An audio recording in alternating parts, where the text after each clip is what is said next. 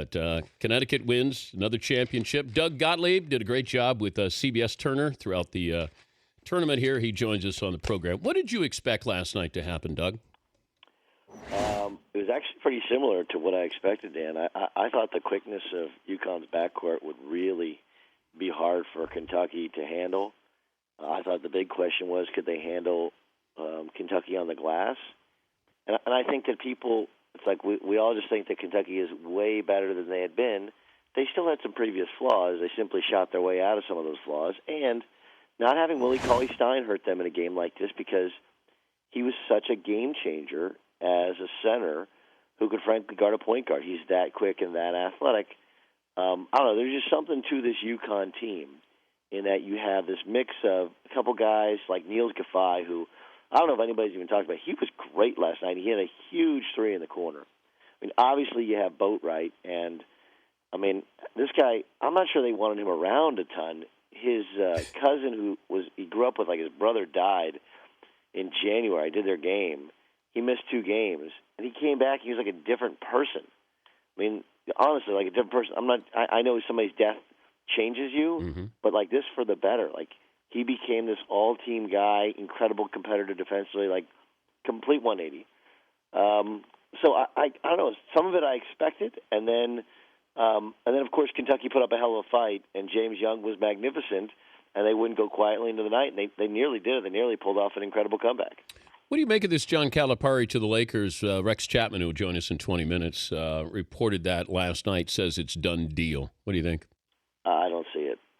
I don't see it. I kind of think his comment afterwards, I got the best job in the world. I mean, I will point out he badly mismanaged that last minute of the game, and that's something that it's a little thing, and I don't think they were going to necessarily win the game, but the idea that he didn't know or didn't have a great feel for when to foul, what to foul, how to do. Like, you have to have a plan, and you have to be able to tell your kids to execute the plan. And I know that they're young and all that. You can call a timeout when the ball goes to net. You're down 4. You're not in the bonus. Okay, you're either going to play it out or you're going to foul right away and get in the bonus. I didn't understand it, Doug. I'm watching, going, wait a minute, what am I missing here with what Calipari's logic is? He butchered it. There's nothing else. He butchered it. He butchered it, and then he tried to cover it up with, we weren't going to foul because they're going to make their free throws. But you did foul. But did he freeze up? What happens in that moment? I mean, this. I honestly think this is one of the things that I think happens to Cal is he is obviously very emotional, and he's supercharged in trying to get his guys to do what he wants. Ball goes through the bucket. I mean, right then I know. and there, you have to know. I know. You have to know. And if you don't know, it's okay to call a timeout and tell your guys exactly what you want to do. But instead, I think he butchered it. And then I think he needs to be screaming, don't foul, don't foul. Don't. Now, if they fouled and he didn't want him to foul, and maybe he covered up for it, but I don't believe that was the case, since nobody said that was the case. Nobody said he was yelling, don't foul, because you could hear everything last night. There was a couple moments where it got really, really loud, but it wasn't an incredible atmosphere despite having 80,000 people, because you've been there. People watch it on the big screen more than they watch it on the court. I know. We're talking to Doug Gottlieb of CBS Sports. Premier college basketball program in the country. Kentucky, Duke, Connecticut, Kansas, other? Well, I think there's always been the 5 blue bloods, right?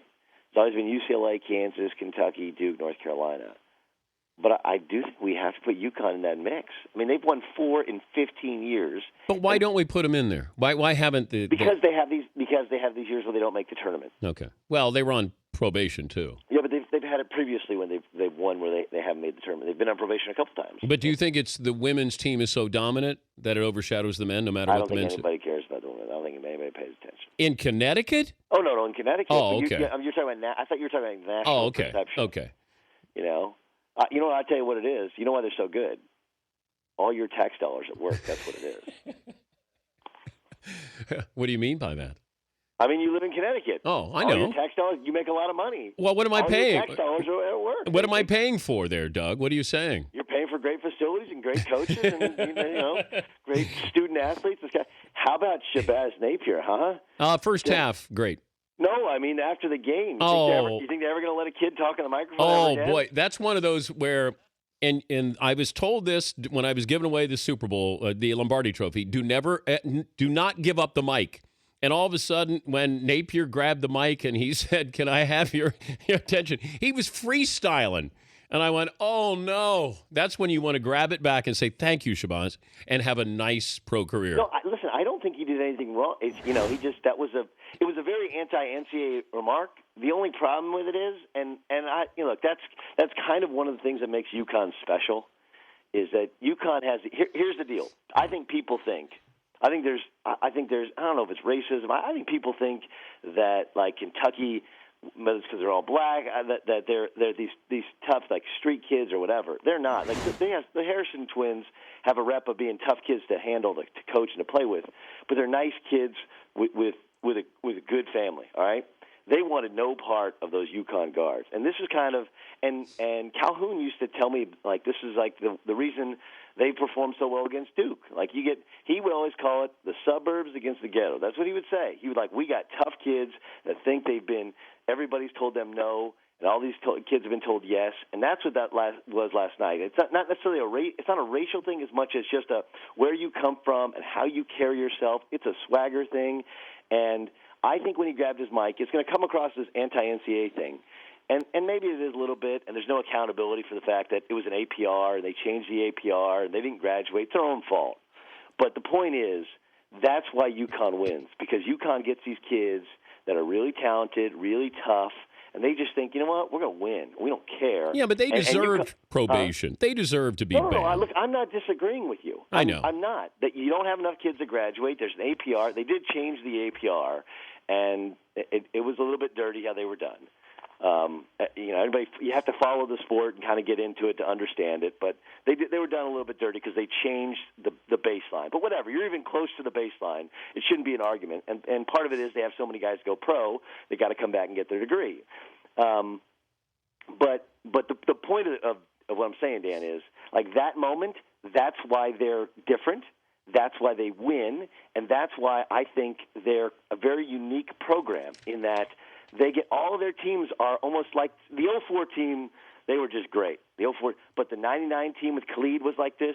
The Kemba team was like this, and this team was like this, to where you have a bunch of guys that are just junkyard dogs, and they don't care, and they're going to go win a national championship, and they're going to say, "You told us we couldn't, we did it anyway." All right, let me run down yes or no. Going pro. Harrison twins? Yes. Should they? No, but yes. Yeah. James Young? Yes. Julius Randle? Yes. Dakari Johnson? I don't know, but what is it with Kentucky and big guys having unibrows, huh? It's worked before for them, Doug. Didn't work last night, but, I mean, like, seriously, it's like, does he have a unibrow? Come play for us. Willie Cauley-Stein? I think so. How is that the worst shirt ever worn? These are just yes or no's, Doug. Sorry. Did you see the shirt he wore underneath his jersey? Marcus Lee, is he going? No. Poitras? No. Shouldn't go. No. And Calipari is there next year? Absolutely. You can't. I mean, he's made for that job. Okay. Made for that job. Alrighty. Just like you're made for your job. I know that, but nobody's asking for me. The Lakers may be asking for Calipari. But why would you go to all that unknown? I mean, because it's. I went to an unknown. You go there, Calipari. You could see him fit the glamour mold of what they would want on the sidelines. You got 2 years to get your team, your payroll, everything in order there. You get your chance to go back to the NBA, and you go to the highest level you possibly can. You coach the Lakers. Yeah, except that you're not really coaching the Lakers. You got Kobe's coaching the Lakers. He's only there for 2 years. Okay. Go get some sleep, all right? Love you, Dan. Bye. See you, Doug. That's Doug Gottlieb from CBS Turner